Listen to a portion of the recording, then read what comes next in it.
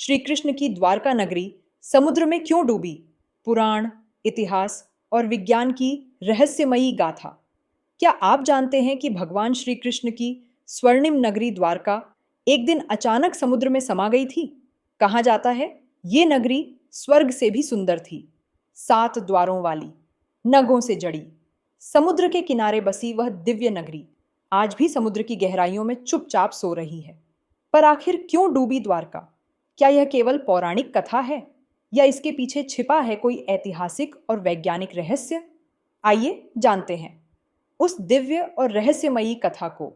जब श्री कृष्ण ने मथुरा छोड़ दी तो उन्होंने समुद्र के किनारे विशाल यदुवंश के लिए एक नई नगरी की स्थापना की, द्वारका। विश्वकर्मा ने स्वयं इस नगरी को बनाया।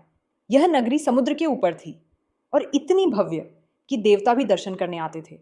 चारों ओर किले, नदियाँ, गगनचुंबी महल और समुद्र को रोकने वाले पत्थर के मजबूत घाट। यह नगरी केवल मानवों की नहीं थी, यह एक चमत्कार थी।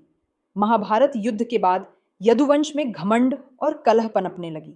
श्री कृष्ण ने स्वयं देखा उनका वंश नष्ट होने की ओर बढ़ रहा है। एक दिन प्रभु ने यह निर्णय लिया कि अब समय आ गया है अपने कार्य को पूर्ण करने का।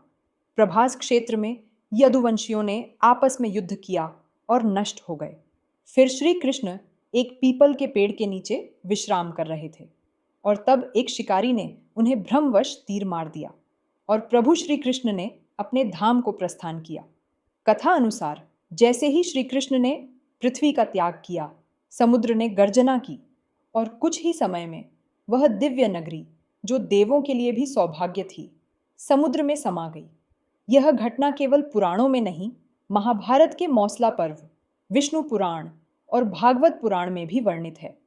21वीं सदी में भारत सरकार और एएसआई ने गुजरात के समुद्री क्षेत्र में एक खोज शुरू की। 1990 के दशक में समुद्र की गहराई में पुरानी पत्थर की दीवारें, सीढ़ियाँ, कॉलम और कई प्राचीन संरचनाएं मिलीं जो 10,000 साल पुरानी मानी गईं। समुद्र के नीचे मिली यह नगरी, क्या यह वही द्वारका है? मरीन आर्कियोलॉजी और अंडर वाटर रेडर स्कैन्स ने यह सिद्ध किया कि यह कोई सामान्य निर्माण नहीं था। यह एक व्यवस्थित, सुनियोजित और उन्नत सभ्यता का संकेत देती है। अब सवाल ये है, क्या द्वारका फिर उठेगी? कुछ भक्त मानते हैं कि जब कलयुग का अंत होगा और धर्म का पुनः उत्थान होगा, द्वारका फिर से समुद्र से बाहर निकलेगी। वह नगरी जहां श्री कृष्ण ने शासन किया, एक दिन फिर से प्रकट होगी। यह वीडियो पुराणों, प्राचीन ग्रंथों और आधिकारिक पुरातत्व अनुसंधानों के आधार पर प्रस्तुत किया गया है। हमारा उद्देश्य केवल ज्ञानवर्धन और सांस्कृतिक जागरूकता है। किसी की धार्मिक भावना को ठेस पहुंचाना इसका उद्देश्य नहीं है।